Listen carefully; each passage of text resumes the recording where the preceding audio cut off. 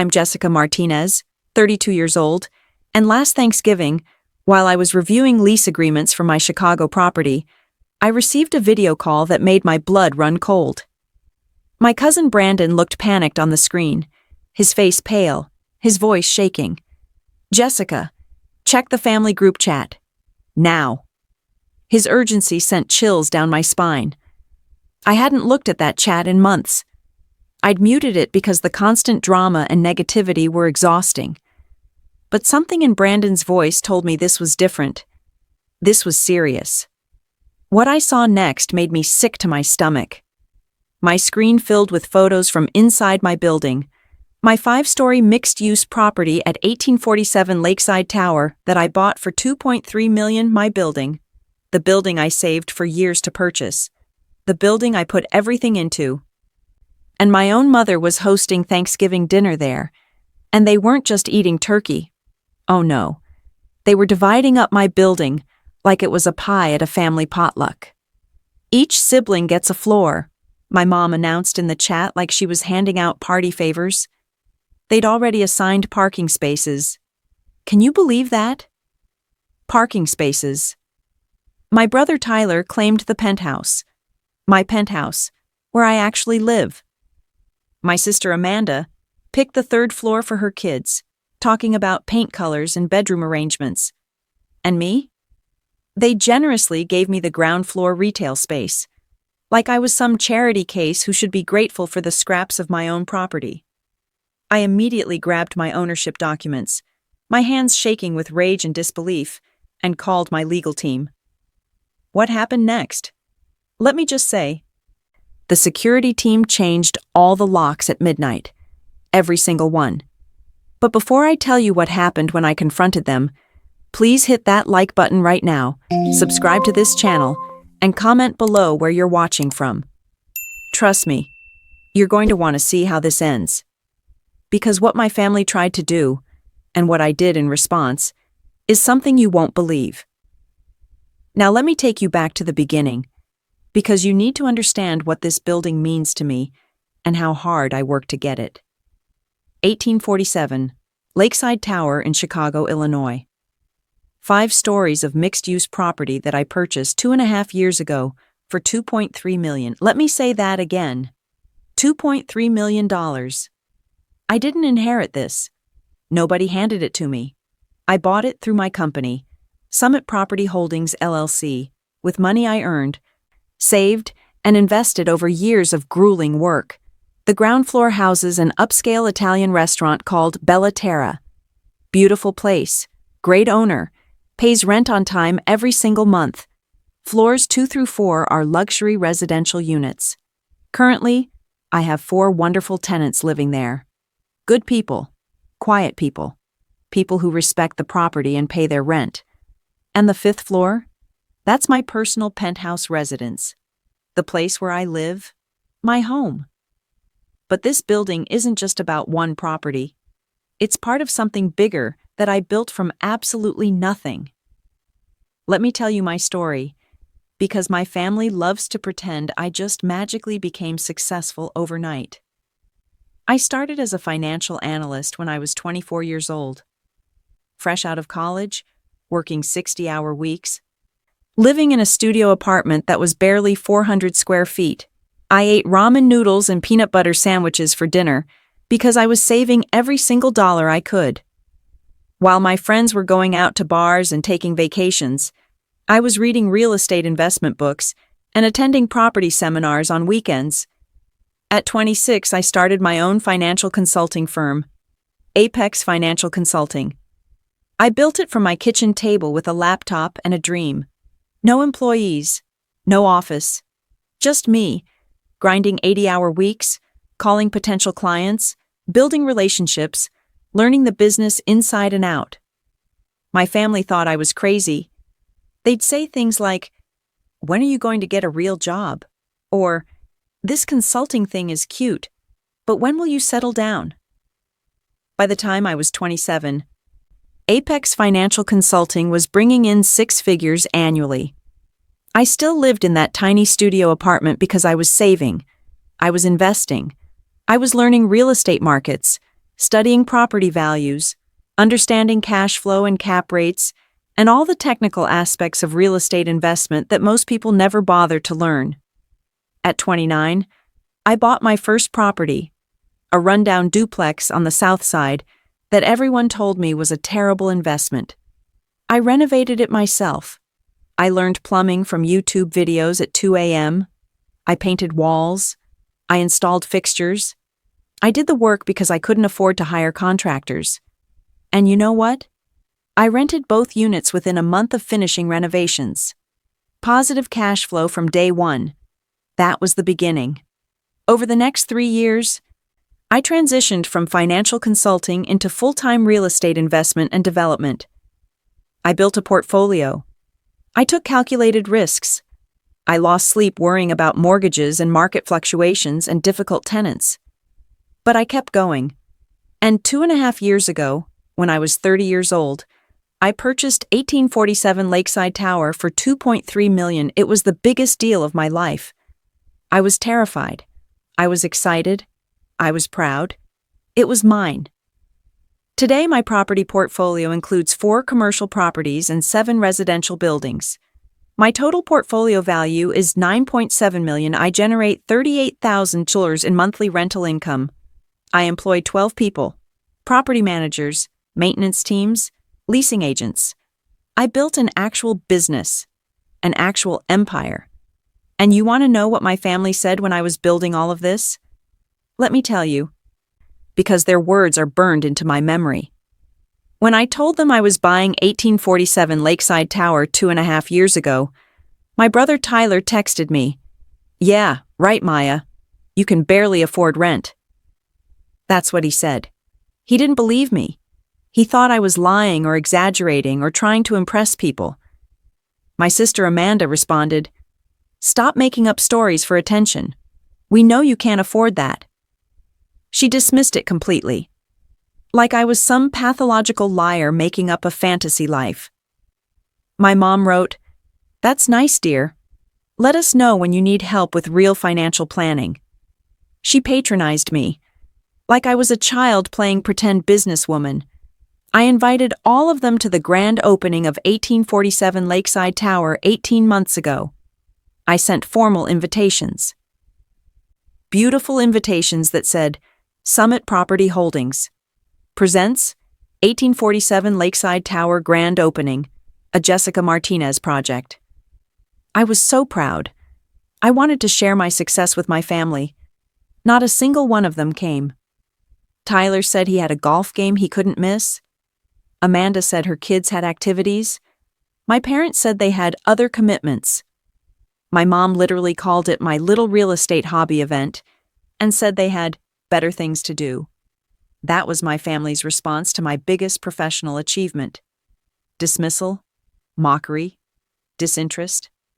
But fast forward to last Thanksgiving, and suddenly they're all very interested in my little hobby. Suddenly, my building is a family asset that should be shared. So there I was, Thanksgiving morning, reviewing tenant applications in my home office, and Brandon's video call came through. The panic in his eyes should have prepared me, but nothing could have prepared me for what I saw in that family group chat. My mother had posted, "Everyone, exciting news! We're hosting Thanksgiving at the family building this year." 1847. Lakeside Tower is perfect for all of us. Come see your new spaces. She added turkey and house emojis, like this was some cheerful announcement. Tyler chimed in immediately. "About time we put this building to good use. I'm claiming the penthouse. 5 bedrooms, perfect for me and Rachel. We need space for the home gym." My penthouse, the place where I live. He was claiming it like he was picking a seat at a restaurant. Amanda posted, "Third floor is mine. My kids need their own rooms, and it's close enough to the ground floor for easy access. The girls are already picking out paint colors." Her kids were picking out paint colors. "For my property. For units where tenants live." My mom again, "Your father and I will take the 4th floor. The views are lovely, and we deserve a nice place after raising you kids. Jessica can have the ground floor. She works from home anyway. Doesn't need much space. She assigned me the ground floor of my own building, like she was doing me a favor. Then Tyler started assigning parking spaces. Parking assignments. I get 3 spaces for the truck, Rachel's car, and my motorcycle. Amanda needs 2 for the minivan and visitors. Dad gets 1. Jessica doesn't drive much. She can use street parking. They were dividing up my parking garage. 3 spaces for Tyler, 2 for Amanda. Street parking for me, the actual owner of the building. My dad joined in. This is what family property is all about. Everyone benefits. Jessica will understand. Family property. Family property. Like I didn't buy it with my money, my credit, my risk. My Aunt Maria commented, "Linda, this is so generous. I'm so proud of this family investing in real estate together." Investing together. I invested $2.3 million of my money. What did they invest? Absolutely nothing. And then Tyler wrote something that made my blood boil. Not investing, Aunt Maria. We already own it. It's a family asset. They already own it. I couldn't breathe. I literally couldn't catch my breath. My vision blurred. My hands started shaking so badly I almost dropped my phone. Brandon sent me private messages. "Jess, they're inside the building right now." Another message. "Your mom told Marcus she's the owner and needed access." Another. "They're measuring rooms and making renovation plans." And then photos. Photos of my entire family. 25 people, inside my building. In the hallways, in the units, taking measurements, hanging decorations, setting up folding tables with Thanksgiving food. My mother was giving tours, walking people through my property like she owned it, pointing out features, discussing renovation ideas. I felt violated. That's the only word for it. Violated. Like someone had broken into my home and was rummaging through my personal belongings. Except it wasn't just my home. It was my business, my investment, my life's work. I called my property manager first. Marcus Johnson. Good man. Been with me for 2 years. Reliable. Professional. The phone rang twice before he answered. "Marcus, is my family inside 1847 Lakeside right now?" I asked, trying to keep my voice steady. There was a pause. A long, uncomfortable pause. "Yes, Ms. Martinez. Your mother arrived this morning with keys. She said she was the building owner and needed to set up for Thanksgiving dinner. I told her I needed your authorization, but she insisted you'd approved everything. She had a key to the main entrance and your penthouse. She seemed very certain. She knew details about the building, about tenants, about—" "That key was for emergencies only from last year when I had surgery," I interrupted. "She was never authorized to use it like this. Never." "I'm so sorry, Ms. Martinez." Marcus sounded genuinely distressed. She was very convincing. She knew so much about the property. I thought, "It's not your fault, Marcus. She's manipulative. But we're fixing this right now." I hung up and immediately called my real estate attorney, David Chen. David and I have worked together for 4 years. He's handled every property acquisition, every lease agreement, every legal issue. He's seen me build this empire from nothing. He knows what this business means to me. "David, I need you at 1847 Lakeside Tower immediately. Bring security. My family is inside my building claiming ownership and dividing it among themselves for Thanksgiving dinner." "I'm 20 minutes away," David said without hesitation. "Don't engage until I arrive. Bring all ownership documents. This is trespassing, and we need to document everything. Everything." "They think it's a family asset," I said, my voice breaking slightly. "My brother is posting on Instagram that he's moving into his new penthouse." "My penthouse, David, where I live. Bring your phone. Screenshot everything. Every post, every message, every photo. We may need all of it." My third call was to Titan Property Security.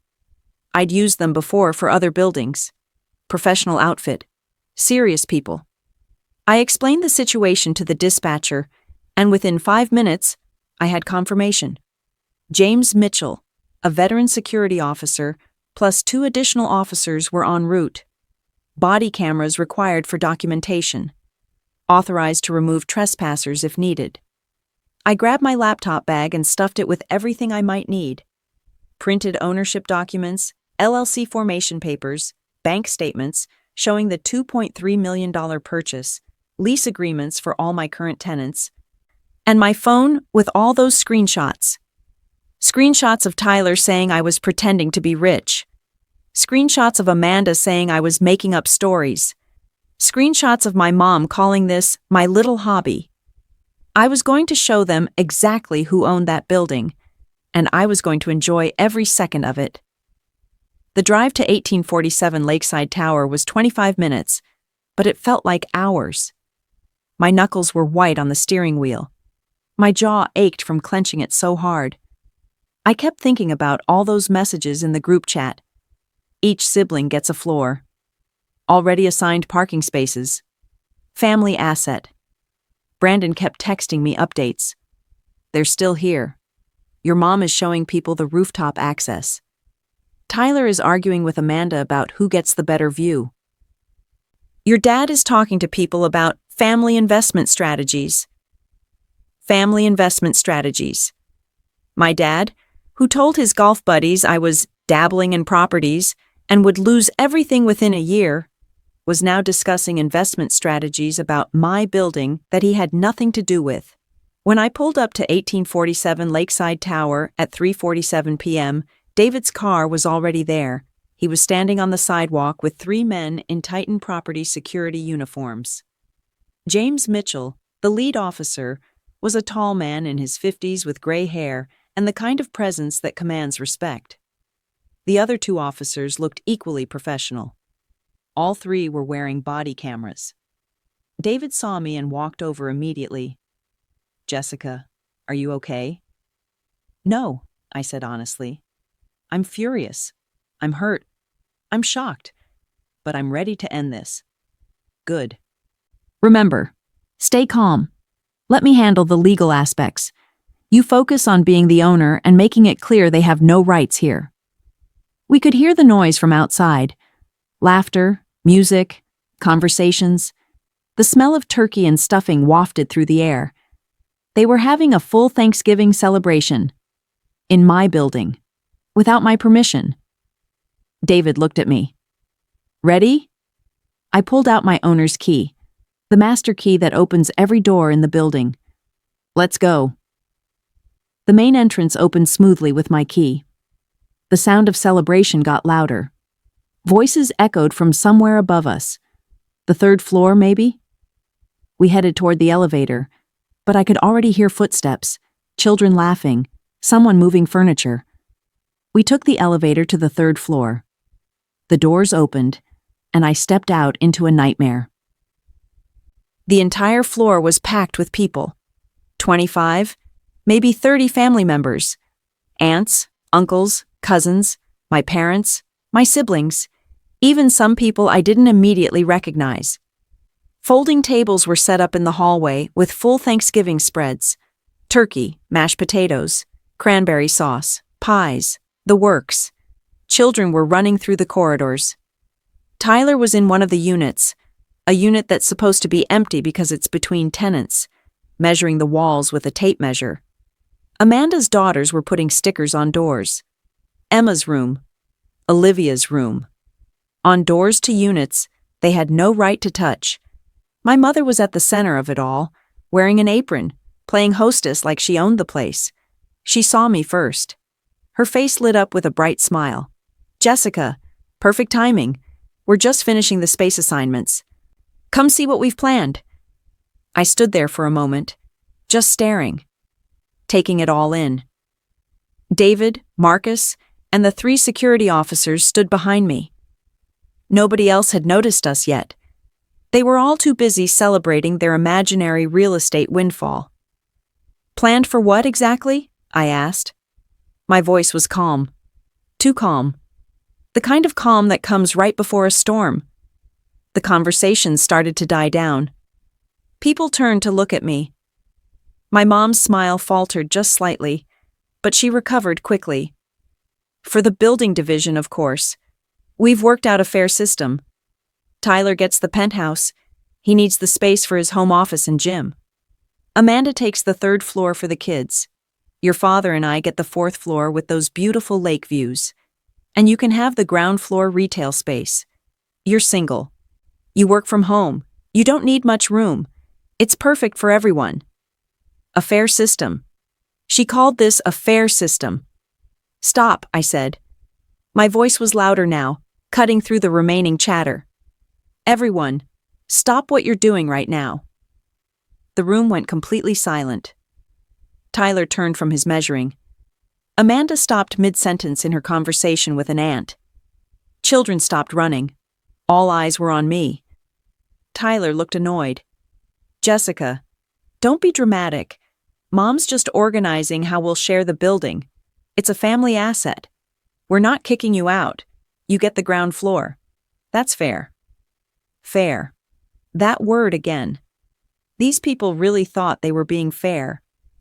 This building is not a family asset, I said, my voice shaking with controlled rage. It's my asset. I own it fully, completely, and exclusively through my company, Summit Property Holdings, LLC.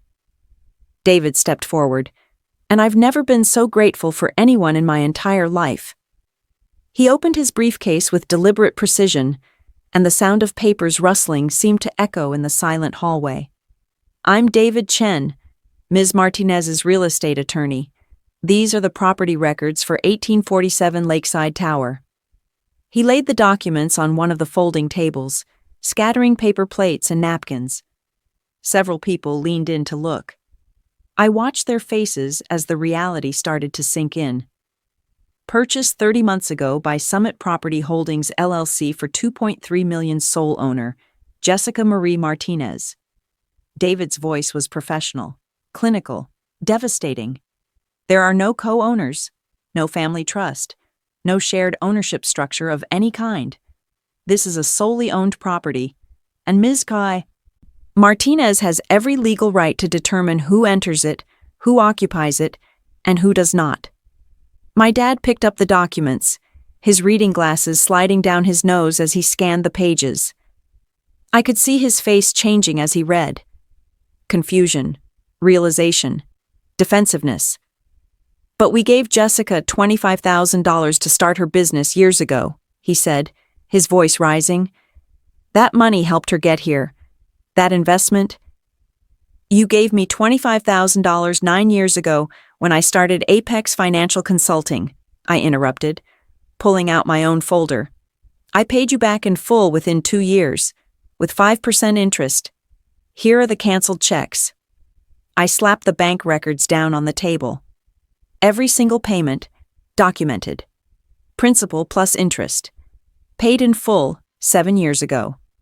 That loan has nothing to do with this building, which I purchased with profits from my property development company 3 years after I repaid you. That money is gone.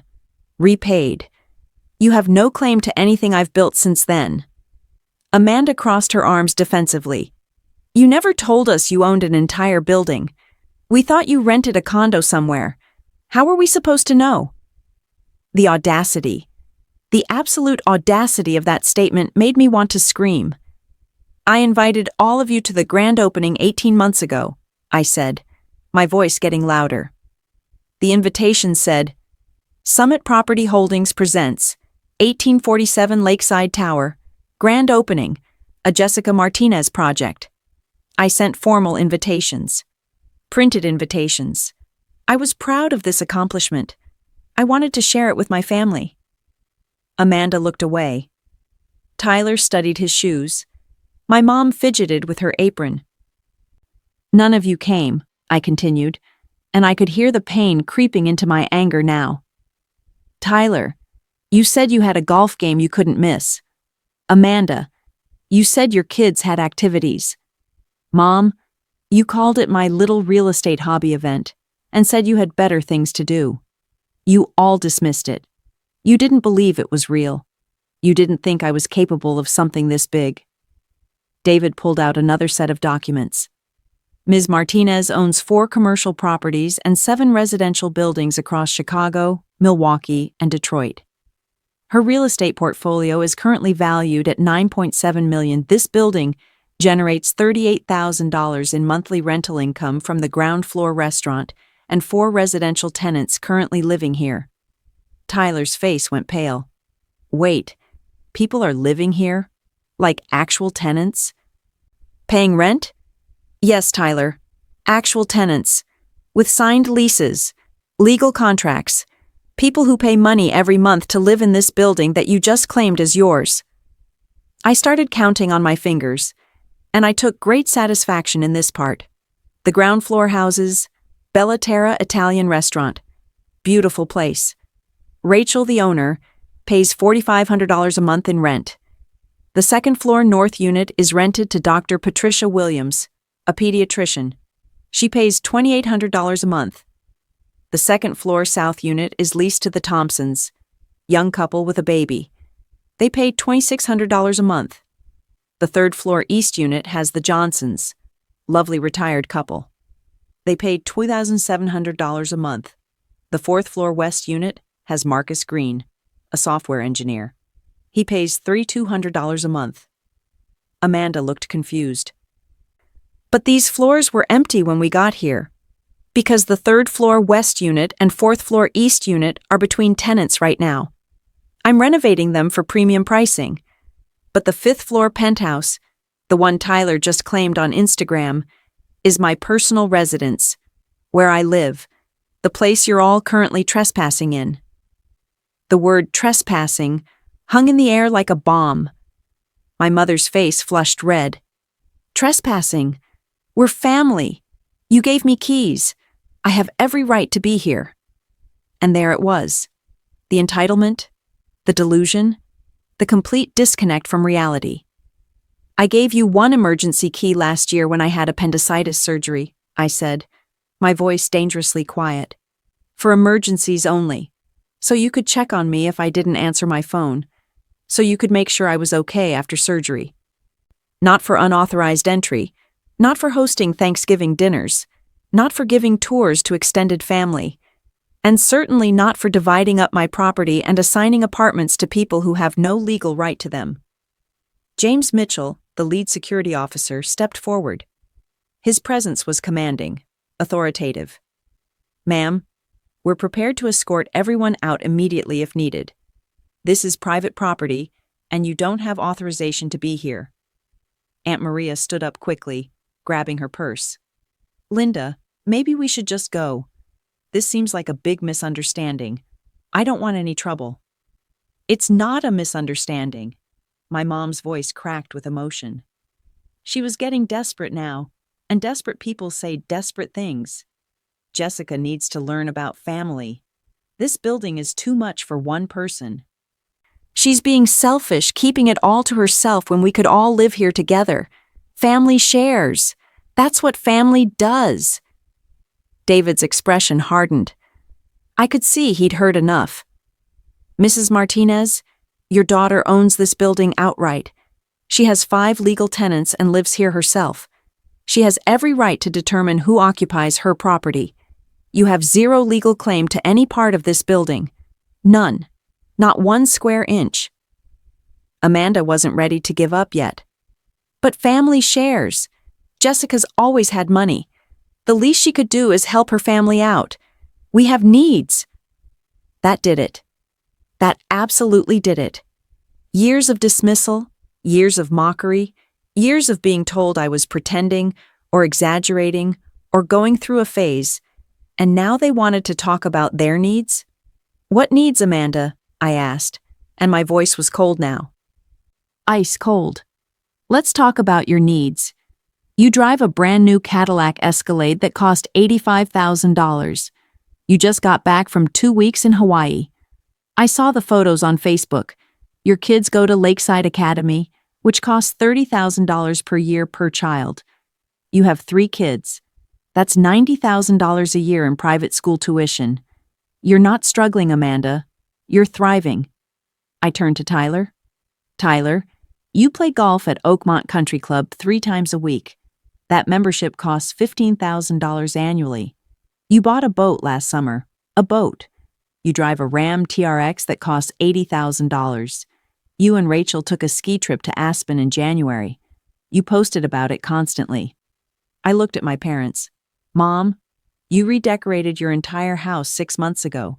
New furniture, new kitchen, new master bathroom. I saw the photos. Looked expensive. Dad, you bought a Lexus GX in July. Metallic blue. Very nice. Cost about $65,000 if I remember correctly. Nobody was looking at me now. They were all staring at the floor, at the walls, anywhere but at me. None of you are struggling, I continued. You're all doing fine. You just want more. And you've decided my assets should become your assets. Because, why? Because I'm family? Because you think I owe you something? Because you gave me a loan 9 years ago that I paid back in full? I pulled out my phone, and this was the part I'd been saving. The receipts, the evidence, the proof of their dismissal and mockery. Let me remind you what you all said when I was building this empire you now want a piece of. I started reading their old text messages, and with each one, I watched them shrink a little more. Tyler, 2 years ago when I told you I was buying this building, you texted, "Stop pretending you're rich, Jess. It's embarrassing. You're a financial analyst, not a real estate mogul. Get real." Tyler's face went red. Amanda, you texted, "Who are you trying to impress? Stop making up stories for attention. We all know you can't afford that. You probably saw it in a magazine and decided to pretend it's yours." Amanda looked away, blinking rapidly. "Mom, you told Aunt Maria, and yes, Aunt Maria, I heard about this. You told her that I was playing pretend businesswoman and that my real estate thing was just a phase I'd grow out of. You said I was wasting my time with buildings instead of finding a husband." My mom's eyes filled with tears, but I couldn't stop now. I was on a roll. "Dad, you told your golf buddies. And yes, Brandon heard you and told me. You said I was dabbling in properties and would lose everything within a year. You said I didn't have the business sense for real estate and that I should stick to what I know." The room was absolutely silent except for one of Amanda's kids sniffling. The child didn't understand what was happening, but they could feel the tension. "None of you believed in me," I said, and my voice broke slightly. "None of you supported me. You all dismissed everything I built. You mocked me. You patronized me. You treated my dreams like they were childish fantasies. And now that it's real, now that it's successful, now that I actually own multiple buildings worth millions of dollars, you want to claim it as family assets? No, absolutely not. You don't get to dismiss someone's success and then demand a piece of it when it becomes undeniable." David pulled out an official-looking document with a legal letterhead. "This is a formal trespass notice. You are all hereby notified that you are on private property without authorization. Security will escort you out immediately. If any of you return without Ms. Martinez's explicit written permission, you will be arrested and prosecuted to the fullest extent of the law. Criminal trespass charges carry up to 6 months in jail and fines up to $2,500 in Illinois. I suggest you take this seriously." My dad's face went from red to purple. "You can't be serious. We're family. Family doesn't do this to each other. Family doesn't break into each other's buildings and throw parties," I shot back. "Family doesn't divide up property that isn't theirs. Family doesn't dismiss someone's life's work for years and then try to steal the results when that work pays off." Tyler stepped toward me, and for a second, I thought he might actually get physical. But James Mitchell moved between us immediately, and Tyler backed off. "So what? You're just going to kick us all out?" Tyler asked, his voice dripping with venom. Embarrass us in front of everyone? On Thanksgiving? You're going to ruin Thanksgiving for the entire family? You embarrassed yourselves, I said, my voice rising. You broke into my building. You threw a party with my property. You divided up spaces you have no right to. You told the entire family that you own parts of my building. You posted on social media about moving into apartments you have no claim to. I'm just correcting the record. I'm just protecting what's mine. The security officers started moving people toward the elevator and stairs. It wasn't gentle, but it wasn't violent either. Just firm. Professional. Inevitable. Aunt Maria gathered her things quickly, practically running for the elevator. She wouldn't make eye contact with me. Several cousins followed, mumbling apologies or avoiding eye contact entirely. I heard someone whisper, "I told Linda this was a bad idea." Amanda was crying now, grabbing her kids and herding them toward the stairs. "It's okay, babies. It's okay. Aunt Jessica is just being mean. Let's go home." Being mean. I was being mean by protecting my own property from people who broke into it. Tyler grabbed his measuring tape and his phone, but he stopped at the doorway. He turned back to look at the penthouse, my penthouse, and I could see genuine fury in his eyes. "I already told my friends I was moving into a penthouse at Lakeside Tower," he said. "I posted it on Instagram. Everyone knows. My followers know. My friends know. Everyone at the country club knows. And now I have to tell them it was a mistake? Do you know how that makes me look?" "Then you should probably post a correction," I said flatly. "Tell them the truth, that you broke into your sister's building, claimed her apartment, and got escorted out by security. I'm sure they'll understand." Tyler slammed the door so hard that it shook the frame. My parents were the last to leave. My mom stood at the elevator, tears streaming down her face, mascara running, looking at me like I was some kind of monster. "I cannot believe you're doing this," she said, her voice breaking. "Your own mother. On Thanksgiving. I raised you. I gave birth to you. I sacrificed everything for you. And this is how you repay me?" The guilt trip. Of course. The ultimate weapon. But I was done feeling guilty for protecting what was mine. "I can't believe you stole my emergency key, broke into my building, gave tours to extended family, and tried to give away my property to people who have no right to it," I replied, my voice steady despite the pain in my chest. "Your own daughter. The daughter you dismissed and mocked and told wasn't capable of success. That daughter." She left without another word, sobbing into my father's shoulder as they got into the elevator. After the elevator doors closed on my parents, I stood in that empty hallway surrounded by abandoned Thanksgiving dinner, scattered plates, children's toys, and the remnants of my family's delusion. David put a hand on my shoulder. "You did the right thing," he said quietly. I nodded, but I couldn't speak. My throat was too tight with emotion. Anger, hurt, relief, sadness, all mixed together into something I couldn't name. Marcus and the security team did a full sweep of the building. Every floor, every unit, every common area. They found things my family had left behind, and each discovery felt like a violation. Tyler's measuring tape and laser distance finder in the penthouse. Amanda's kids' toys scattered in 3 different units.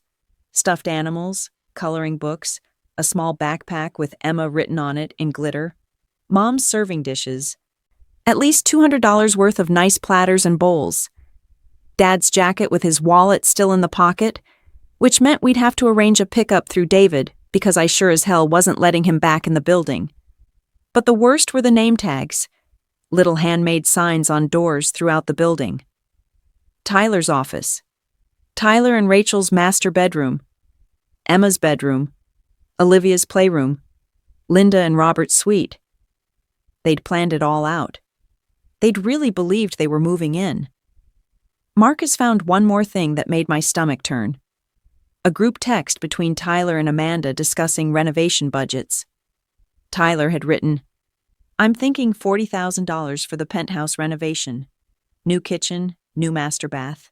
We can have Jessica cover it since it's her building and we're family. She owes us that much. They were planning to spend my money on renovations to apartments they didn't own. $40,000. Like it was nothing. Like I would just hand over my credit card and say, "Sure, family, remodel away." "We're changing all locks tonight," Marcus said, pulling me out of my spiral of anger. "Every entrance, every unit. New security system with cameras and keypad entry. No one gets access without your explicit written approval. No exceptions." "Perfect," I said, my voice hoarse. "And Marcus, about those emergency keys." "Already noted," he interrupted. "No emergency keys to family members. Ever. I should have verified your mother's authorization before letting her in. I should have called you directly. This is partially on me, and I'm sorry."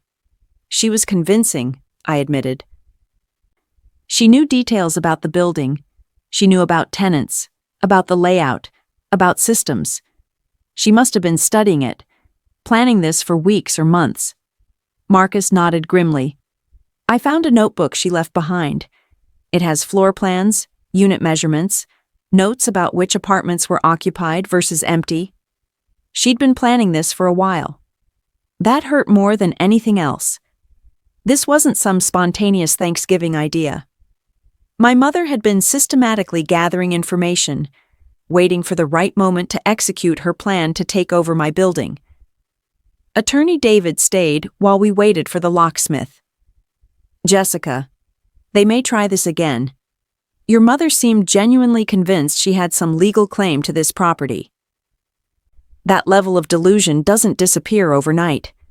Then we'll deal with it with lawyers and police if necessary," I said. "I'm done negotiating. I'm done explaining. I'm done defending my right to own what I own." The locksmith arrived at 8:47 p.m. that Thanksgiving night. Emergency holiday rates meant this was going to cost a fortune, but I didn't care. Every exterior door lock got changed. Every unit lock got replaced. New keypad entry system installed at the main entrance. Only I would have the master code. Marcus would have a secondary code that I could deactivate at any time. Then the security company came. Titan Property Security worked through the night installing cameras. Main entrance, elevator on each floor, stairwell entrances, parking garage entrance and exit, the penthouse private entrance, motion sensors in all common areas, 24/7 monitoring with alerts sent directly to my phone and Marcus's phone. By midnight, when most people were sleeping off their Thanksgiving dinners, my building was finally secure again. Every lock changed. Every entrance monitored. My fortress was protected. The total cost for emergency Thanksgiving locksmith service, new security system installation, and security officer overtime? $8,400. Worth every penny. I barely slept that night. I kept checking the security camera feeds on my phone, half expecting to see my mother trying to break in through a window or something. But the building stayed quiet. My tenants, the ones who actually lived there legally, had no idea what had happened. Their Thanksgiving had been undisturbed, as it should be. But the next morning, Black Friday, my phone started blowing up with notifications. The family group chat that I'd muted was exploding. Against my better judgment, I unmuted it to see what lies they were telling now. Tyler had posted first, at 7:23 a.m. "Everyone needs to know what Jessica did yesterday. She had us arrested at her building over a simple family dinner. Called the cops on her own family on Thanksgiving. We were just trying to have a nice meal together, and she showed up with lawyers and armed guards like we were criminals. Arrested. Nobody was arrested. The security guards escorted them out. That's it." But Tyler was already rewriting history. My mom's post came at 8:15 a.m. "My daughter has chosen buildings over family, material possessions over the people who raised her and loved her. I don't even recognize her anymore. I raised her to value family above all else, and this is what I get." My heart is absolutely broken. I don't know if I can ever forgive this. Amanda posted at 9:02 a.m. My children were traumatized by armed security guards yesterday. They watched their aunt have their own mother and grandmother removed from a building by men with guns. They had nightmares last night. My 6-year-old asked me why Aunt Jessica hates us. My 8-year-old asked if we're bad people. Jessica should be ashamed of herself for traumatizing children on Thanksgiving. What kind of person does this to innocent children? My father's post at 9:34 a.m. We tried to have a nice family Thanksgiving, and Jessica showed up with lawyers and security guards like we're criminals. All we wanted was to celebrate together as a family in a building that could easily accommodate all of us. But apparently property and money are more important than family bonds. This is what greed does to people. It changes them into someone you don't recognize. Aunt Maria commented, "I'm so sorry you're all going through this. Praying for healing in this family. Praying that Jessica's heart will soften and she'll remember what really matters in life." The comments kept coming. Relatives I barely knew weighing in with their judgments. Family should always come first. Money changes people. How sad that success makes people forget their roots. Those poor children, traumatized on Thanksgiving. But then I noticed something interesting. My cousin Brandon posted in the chat, "Just for the record, since we're apparently sharing facts, nobody was actually arrested yesterday. The security guards were completely professional and polite. They escorted people out because they were trespassing on private property. Let's be accurate here." Brandon sent me a private message. "Jess, just FYI, Tyler is telling everyone at the country club that you had him handcuffed and detained by police. Your mom is telling her church group that she was arrested on Thanksgiving. None of it's true, but they're running with it. Just wanted you to know what you're dealing with." I muted the family chat again. Let them tell whatever story they needed to tell. The truth was documented. The security cameras caught everything. David had everything on record. Their lies wouldn't hold up if things ever got legal. But Tyler wasn't done. At 11:47 a.m., he posted on Instagram a photo of 1847 Lakeside Tower from the outside, taken from the street. The caption read, "Was supposed to move into this penthouse this week. Family property that's been in planning for months. But some people value money over family bonds. Guess I'll stay humble in my 1-bedroom apartment. Not everyone can choose greed over love. Family first. Stay humble. Real wealth is family. Blessed a humble life." The photo had 847 likes within 2 hours. Comments poured in. "Stay strong, man. Real ones know what matters. Family over everything. Sorry you're going through this. Money changes people. You're better off. Whoever owns that building has no soul if they chose it over family." Tyler was playing the victim perfectly. The humble, grounded guy who got screwed over by his greedy sister. And people were eating it up. Amanda posted on Facebook at 1:23 p.m. with a photo of her daughters looking sad. "Yesterday, my children were removed from a building by security guards on Thanksgiving because my sister decided property is more important than family relationships." Try explaining that to a 6-year-old who asks why Aunt Jessica doesn't love us anymore. This is what happens when people get successful and forget where they came from. We raised her better than this. Heartbroken and disappointed. Family first. Heartbroken. Thanksgiving. Nightmare. The post got 632 likes. It was shared 89 times. Comments flooded in with sympathy and judgment. "Oh, honey, I'm so sorry. Your poor babies. Some people let success go to their heads. You're better off without that toxicity. Praying for your family? Money isn't everything. Those poor children. What a terrible thing to experience." My mother posted a Facebook status at 3:45 p.m. When your child chooses real estate over the family that raised them, you realize maybe you failed as a parent. Spent Thanksgiving being escorted out of a building by security while my grandchildren cried. This is what the world has come to. Happy holidays, everyone. The post got hundreds of likes and dozens of comments offering support and sympathy. People I'd never met were calling me heartless, greedy, cold, materialistic. I closed all social media apps and put my phone face down on my desk. Let them have their pity party. Let them paint me as the villain. I knew the truth. David knew the truth. Marcus knew the truth. The security footage knew the truth. But it still hurt. God, it hurt. These were people I'd grown up with. People I'd loved. People whose approval I'd sought for years. And now they were publicly destroying my reputation to make themselves feel better about trying to steal my property. I thought the Thanksgiving incident would be the end of it. I really did. I thought once they realized I was serious, once they got formally trespassed, once they saw I had lawyers and security, they'd back off. I was wrong. 3 weeks later, December 18th at 11:23 a.m., my phone buzzed with a security alert. Unauthorized entry attempt, main entrance. I pulled up the camera feed on my phone, and there she was. My mother. Standing at the main entrance, trying to use her old key. The key that no longer worked because we'd changed all the locks. I watched her try the key 3 times, jiggling it, forcing it, getting frustrated when the lock wouldn't turn.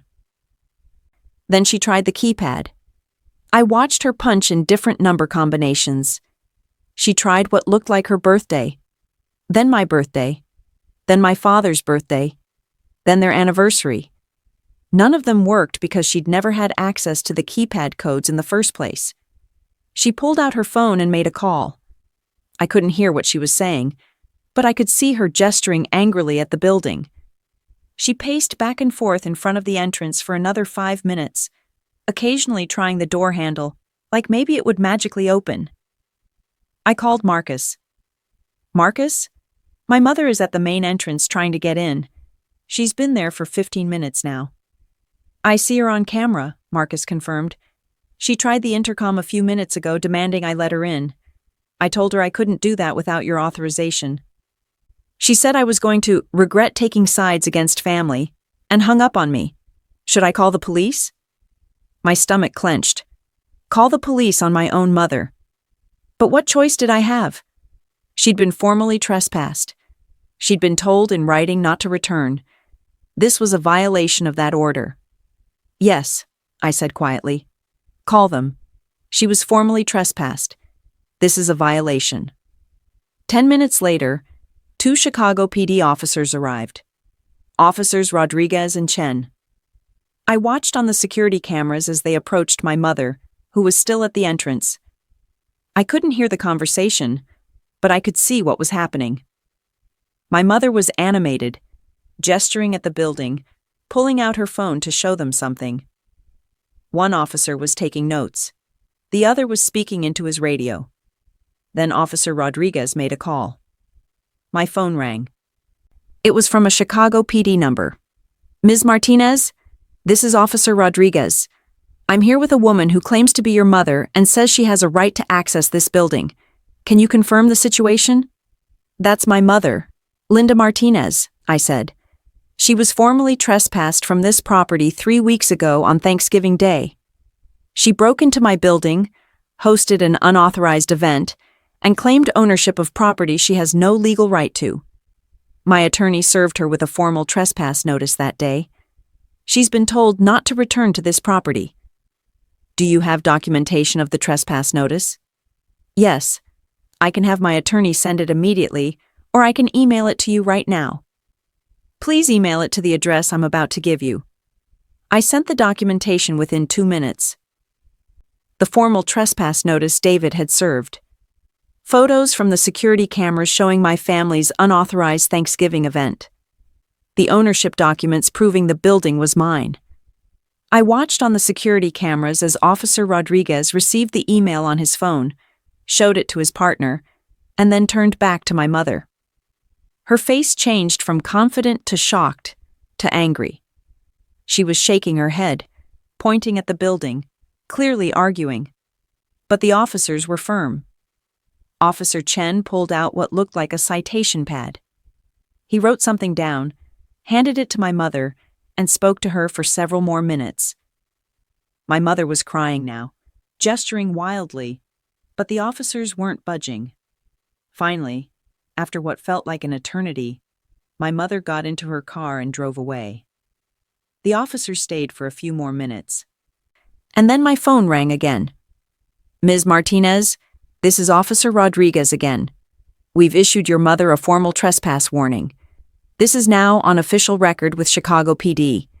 If she returns to this property again, she will be arrested immediately for criminal trespass. The warning is active for 3 years. Do you understand?"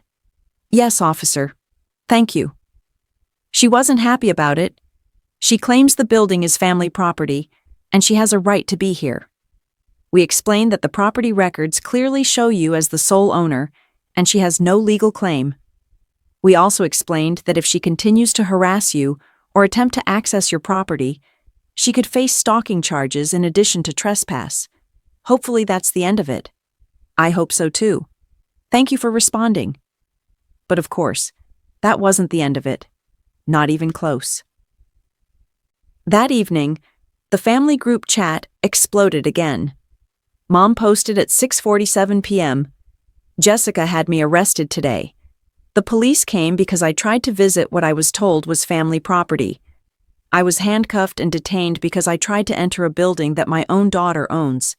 She's having her own mother arrested. What kind of person does this? What have I raised? Handcuffed. She was never handcuffed. She was never detained. She received a citation and a warning. But once again, she was rewriting history to make herself the victim. Tyler, this is absolutely insane. Jessica's completely out of control.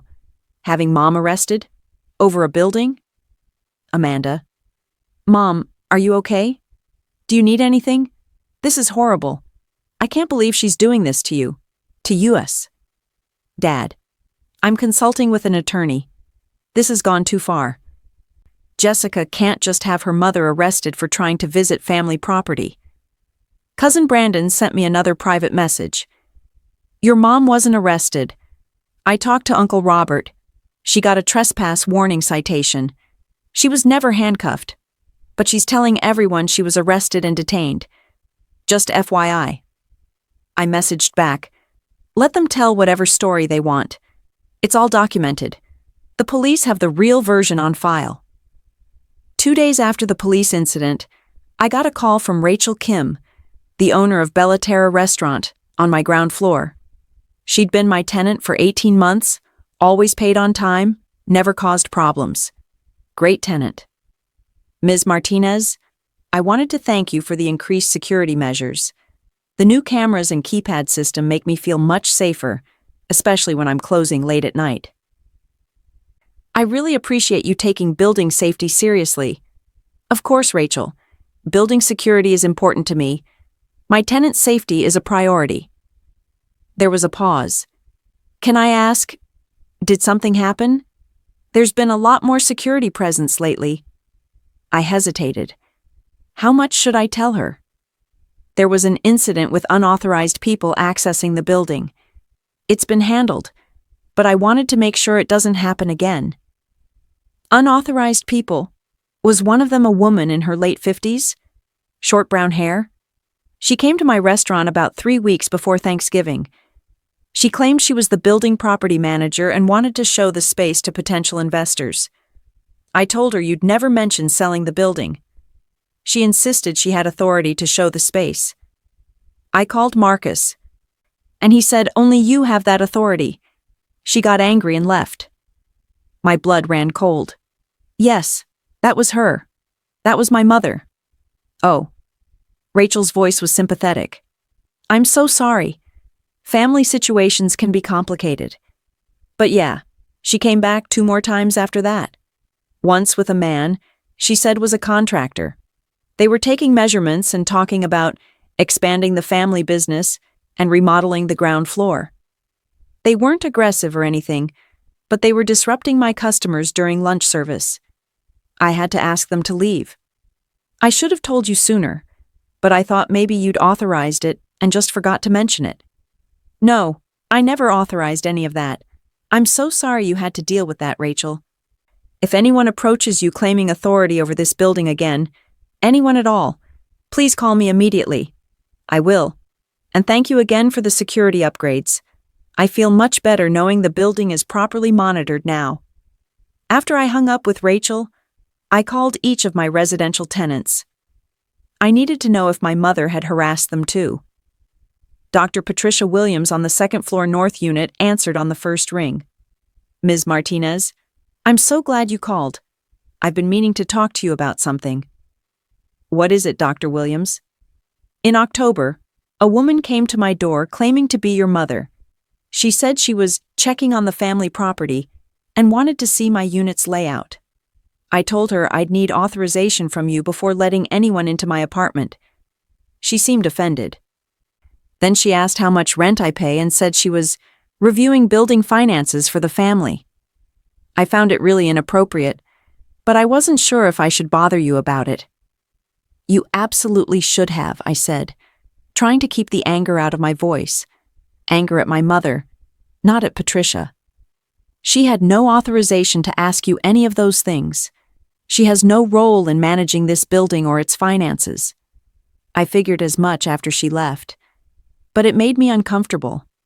I'm a very private person, and having someone I don't know asking about my rent and trying to enter my apartment felt invasive. I completely understand. I've since upgraded building security, and she's been formally banned from the property. If she or anyone else approaches you claiming family authority or building management authority, please call me and the police immediately. The Johnsons on the third floor East unit had a similar story. Mrs. Johnson answered the phone, and her voice was warm but concerned. Jessica, dear, we love living here. This building is wonderful, and you've been a great landlord. But we were worried in November. Your mother came by and showed the building to some friends of hers. She was giving tours, telling people these were family apartments, and that there might be some changes in tenant arrangements soon. She even asked if we'd be willing to move out so family members could move in. She said she'd make it worth our while financially. We were genuinely concerned that our lease wouldn't be honored and we'd be forced out. I felt sick. My mother had been harassing my tenants for months, setting up her takeover plan, making them feel insecure in their homes. Mr. and Mrs. Johnson, I am so sorry. Your lease is absolutely secure. No one has the authority to ask you to leave except me, and I have no intention of doing that. You're wonderful tenants. My mother had no right to say any of those things to you. We figured it was something like that. Mr. Johnson's voice came through the speaker. But it made us nervous. We're retired, we're on a fixed income, and finding a new apartment at our age would be difficult. We were losing sleep over it. Your apartment is yours for as long as you want it, I assured them. And I've implemented new security measures to make sure nothing like this happens again.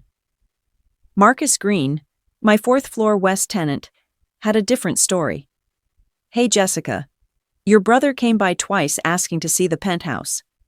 He said he was family and would be moving in soon and wanted to see his future view. I told him I'm not authorized to show any units and he'd need to contact you or Marcus, the property manager. He got kind of pushy about it, saying family should be able to see family property. Marcus escorted him out the second time. That guy was kind of aggressive, honestly. I'm glad you've added security.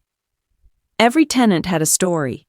Every single one of them had been harassed, questioned, or made to feel insecure by my family's attempts to take over my building. These were people who paid good money to live peacefully in their homes, and my family had been terrorizing them for months while I was completely unaware. I was furious, not just at the attempt to steal my property, but at the harassment of innocent people who had nothing to do with our family drama. 6 months after Thanksgiving, when I thought maybe things were finally settling down, I received a certified letter. The return address was a law firm I didn't recognize, Harrison and Associates. My hands were shaking as I opened it. It was a lawsuit. My family was suing me. The plaintiffs were listed as Linda Martinez, my mother, Tyler Martinez, my brother, and Amanda Martinez Collins, my sister. The defendant, Jessica Marie Martinez, me. I sat down hard in my office chair and read through the complaint. The claims were absolutely insane. They were claiming entitlement to ownership shares in 1847 Lakeside Tower based on verbal family agreements regarding shared family assets and collective wealth building, implied partnership formed through family financial support, and collective family investment in Jessica Martinez's business ventures, emotional investment, and family contributions to defendants' personal and professional success. Reasonable expectation of shared family wealth based on cultural norms and family traditions. They were demanding 25% ownership each, 75% total, or a cash settlement of $1.7 million. I couldn't breathe. I literally could not catch my breath. They were suing me. My own family was taking me to court over a building they had no claim to, trying to legally steal 75% of my property or force me to pay them nearly $2 million. I forwarded the lawsuit to David Chen immediately and called him. David, they're suing me. My family is actually suing me. I just got the email. I'm reading it now. There was a long pause, and I could hear papers rustling. Jessica, this is completely frivolous. They have no documentation, no contracts, no evidence of any agreements. The $25,000 loan from 9 years ago was repaid in full with interest. We have complete documentation of that. There's no implied partnership. There's no verbal agreement. This is a desperate attempt to get money from you. Will this actually go to court? My voice was shaking. Probably not. Most likely, they're hoping you'll settle just to avoid the hassle, the legal fees, and the ongoing family drama. It's a common tactic. File a baseless lawsuit, make it expensive and stressful for the defendant, and hope they'll pay to make it go away. I won't settle, I said firmly. Not $1. They broke into my building, they harassed my tenants, they tried to steal my property, and now they're suing me? No, absolutely not. Good, David said. I strongly advise against settling. This lawsuit has zero merit. I'll file a motion to dismiss for failure to state a claim. We'll include all the ownership documentation, proof of your sole purchase with your funds, evidence of the repaid family loan, proof that no partnership agreement exists anywhere in writing. We'll also include evidence of their prior dismissal of your business success, which contradicts their claim of an implied partnership. How long will this take? A few months? Probably. But Jessica, I'm confident this will be dismissed. The law is very clear on property ownership. Their claims are based on feelings and wishes, not on legal rights. The legal process was excruciating. Discovery requests, depositions. My family's attorney, who was either desperate for work or genuinely believed their nonsense, submitted request after request for financial documentation. My tax returns, my business records, bank statements going back 10 years. David fought most of it as irrelevant fishing expeditions, but some documents had to be produced. I had to sit for a deposition where their attorney asked me insulting questions like, "Isn't it true that your family's emotional support was crucial to your business success? And don't you feel you owe your family for the foundation they provided?" I answered truthfully, no. My family dismissed my business goals for years. Any success I've achieved has been despite their lack of support, not because of it.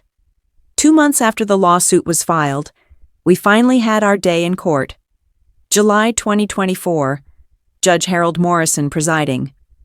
I sat next to David at the defendant's table, while my mother, Tyler, and Amanda sat with their attorney at the plaintiff's table. We didn't make eye contact.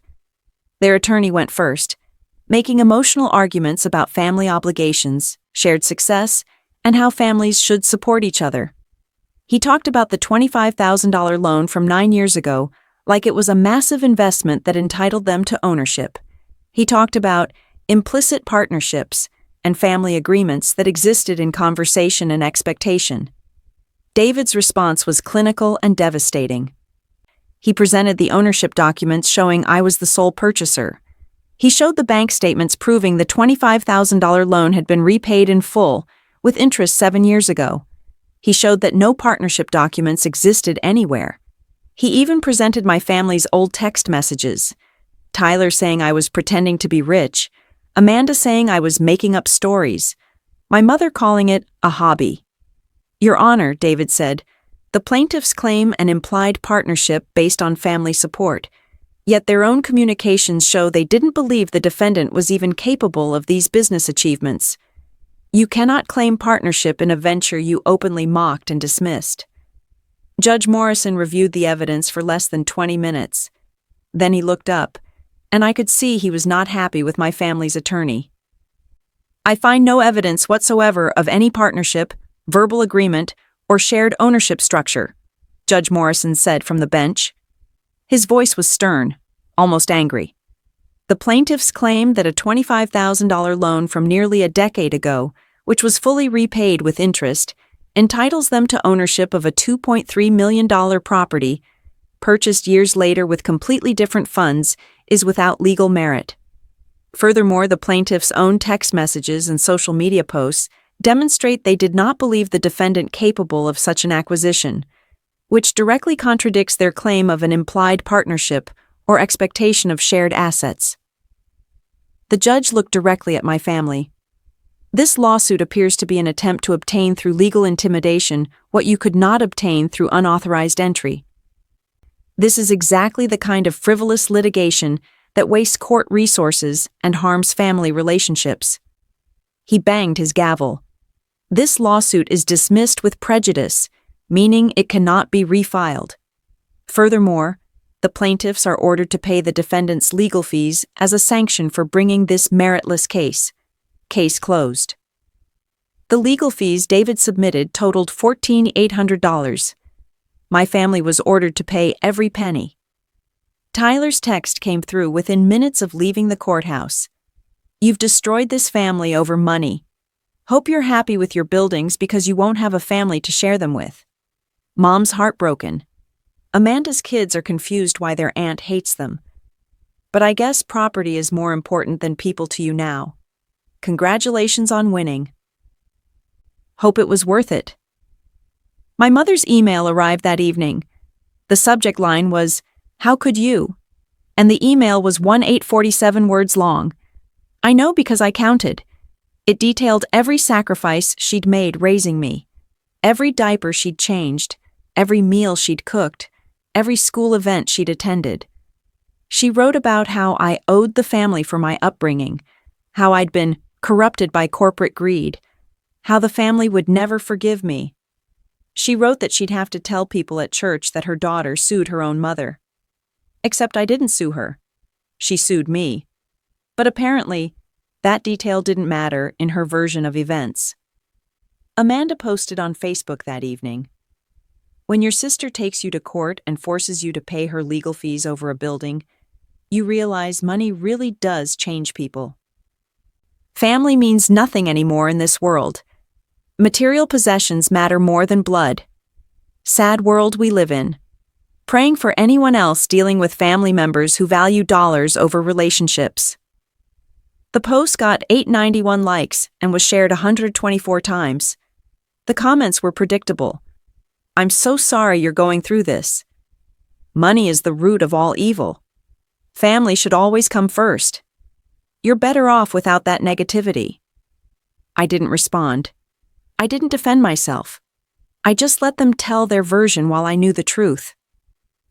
The family group chat continued with relatives expressing shock and disappointment, though several aunts and uncles quietly messaged me privately saying they never approved of the lawsuit and thought my mother had gone too far. But none of them said that publicly.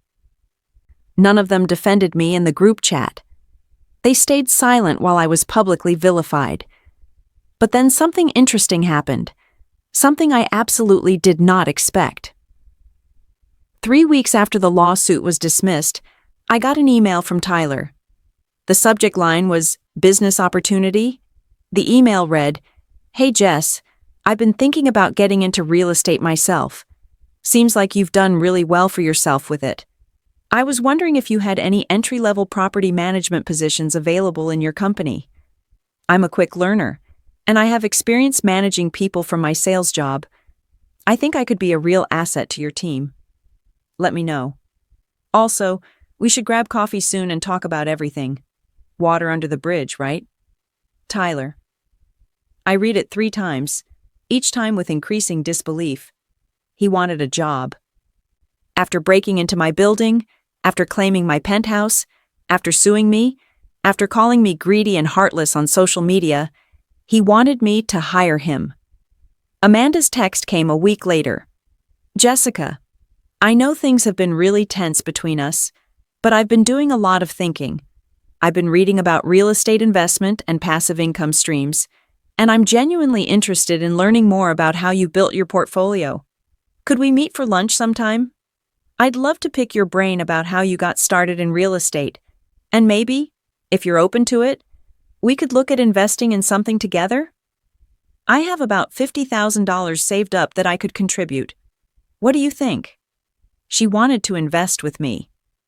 The sister who'd called me a liar, who said I was making up stories for attention, who sued me for ownership of my building, now wanted to be my business partner. Then my father called. I almost didn't answer, but curiosity got the better of me. Jessica, I've been doing some thinking, he said, his voice casual like we were just catching up. I've always been interested in commercial real estate, you know. Never had the right partner to get into it with, though. You've clearly got a real head for this business. What do you say we partner up on a project? Maybe buy a small office building together? I could bring my business experience and connections. You bring the real estate knowledge. We could split it 60-40. I'd take the 60 since I'd be bringing more capital to the deal, but you'd handle the day-to-day management. What do you think? 60-40. He wanted 60% ownership in exchange for capital while I did all the work. The audacity was breathtaking. The final request came through my cousin Brandon, who my mother was using as an intermediary since I'd blocked her number. Brandon called me, sounding uncomfortable. Jessica, your mom asked me to pass along a message.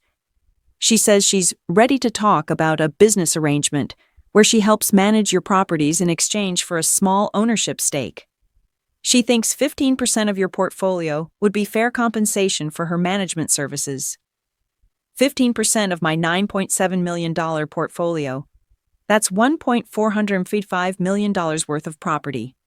In exchange for management services from a woman with 0 property management experience who'd already proven she couldn't be trusted with keys to my building. I gave the same answer to all of them. To Tyler. Tyler, I appreciate your interest in real estate.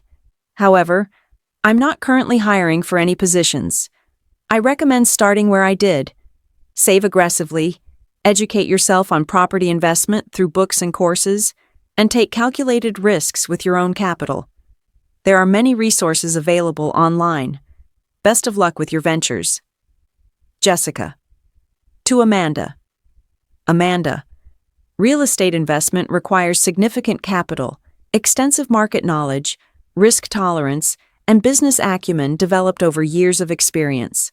I don't mix family and business relationships, as recent events have clearly demonstrated why that's a wise policy.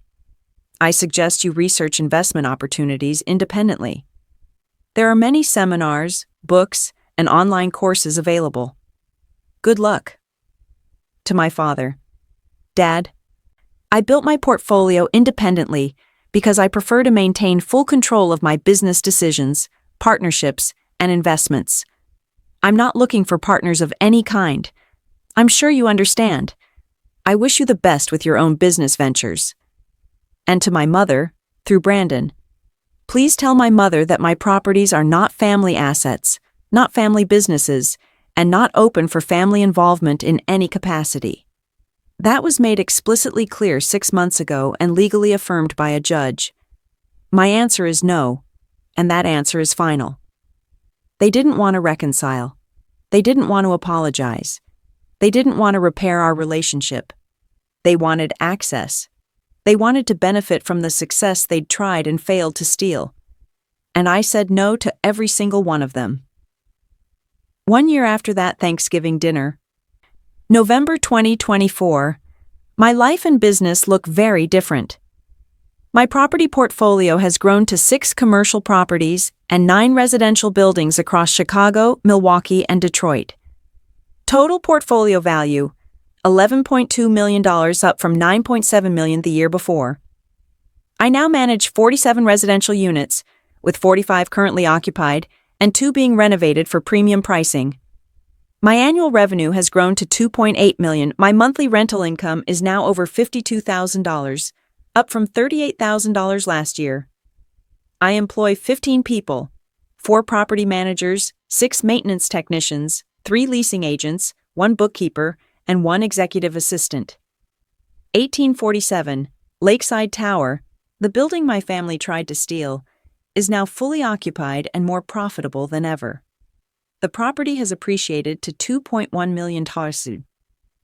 I refinanced it and used the equity to purchase my 5th commercial property, a small office complex in Milwaukee that's now generating an additional $8,000 per month in rental income. In October 2024, I was featured in Chicago Business Magazine. The cover story was titled, Jessica Martinez, From Financial Analyst to Real Estate Mogul, How One Woman Built an Empire in 5 Years.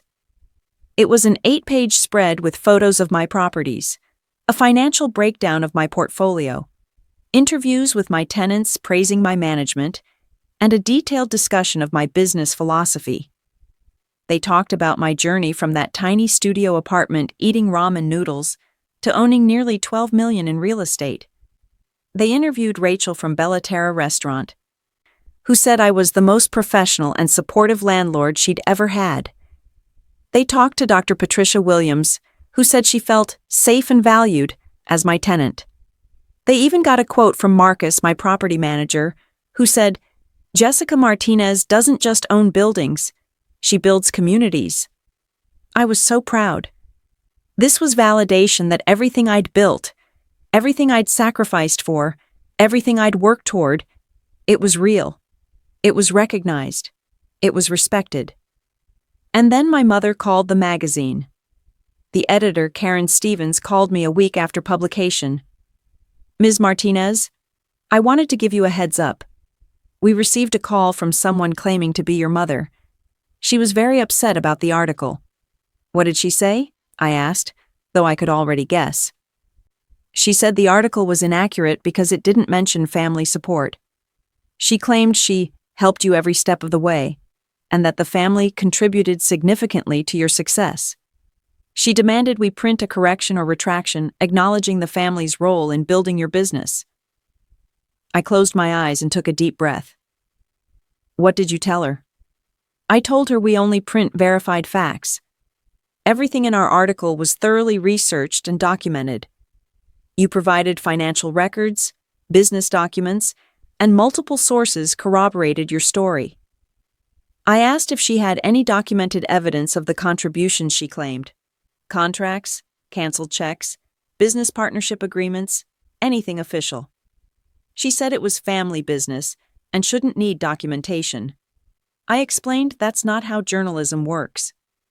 She hung up on me. I'm sorry you had to deal with that, I said. Don't be. We get calls like that sometimes. People who want credit for other people's success.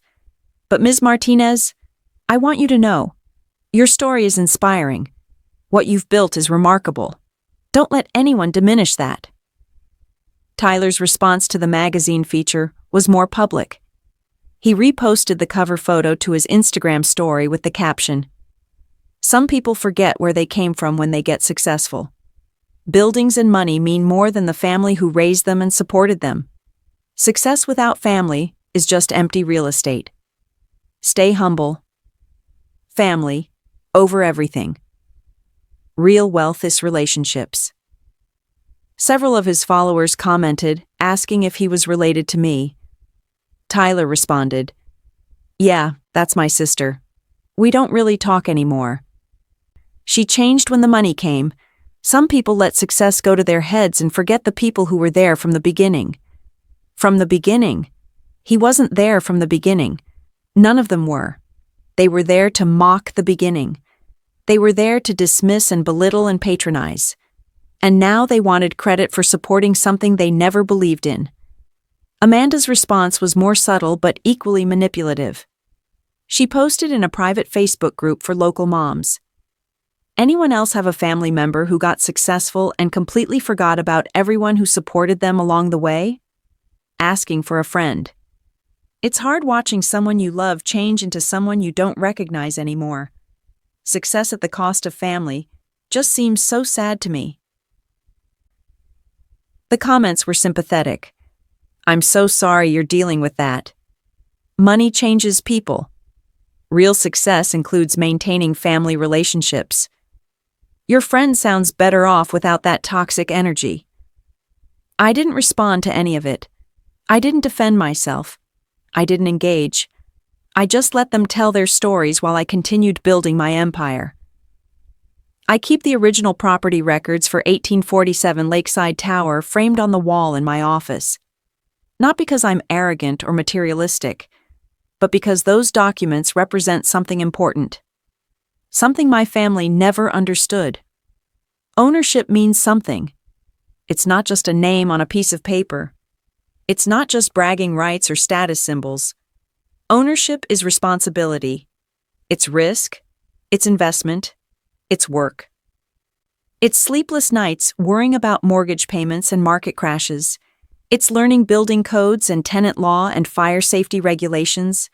It's dealing with broken furnaces at 2 a.m. and difficult tenants and unexpected repairs that cost thousands of dollars.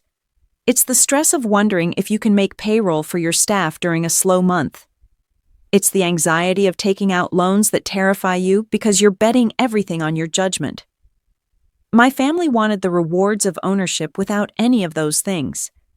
They saw the finish line, the magazine features, the $11 million portfolio, the luxury penthouse, the respect and recognition, and they thought they deserved a share just for being related to me. They thought family connection entitled them to the results of my labor. But they didn't see the 7 years before that finish line. They didn't see the 80-hour work weeks building my consulting firm while working a full-time job. They didn't see the years of saving 60% of my income while living in a 400-square-foot studio apartment. They didn't see the nights I studied real estate investment textbooks instead of going out with friends. They didn't see me learning to fix plumbing at 2 a.m. from YouTube videos because I couldn't afford a contractor. They didn't see the first property I bought, that rundown duplex that everyone said was a terrible investment, and the months I spent renovating it myself. They didn't see me getting outbid on 6 properties before I finally secured one. They didn't see me crying in my car after a deal fell through that I'd worked on for 4 months. They didn't see me taking out a loan that kept me awake at night with anxiety, wondering if I'd made a catastrophic mistake. They didn't see the risk. They just saw the result and decided it should be theirs too. And you know what the craziest part is? After everything, after breaking into my building, after harassing my tenants, after the lawsuit, after losing in court and being ordered to pay my legal fees, after publicly vilifying me on social media, they still tried to benefit from my success. Not by apologizing, not by acknowledging what they'd done wrong, not by trying to repair our relationship, but by asking for jobs, for partnerships, for investment opportunities, for business arrangements. They didn't want to make amends. They wanted access. They wanted a way into my success now that they couldn't steal it outright or claim it through frivolous lawsuits. And I said no. I said no to every single request. Because I learned something important through all of this. You cannot build a business with people who fundamentally believe that your success belongs to them. Now when I walk through 1847 Lakeside Tower, past Bella Terra restaurant, where Rachel greets me with a smile and a wave, past the happy tenants who've renewed their leases and recommended friends, up the elevator to my penthouse with its floor-to-ceiling windows and stunning views of Lake Michigan, I remember that Thanksgiving dinner. I remember walking in and seeing my entire family gathered in my building, dividing up my property like it was Halloween candy.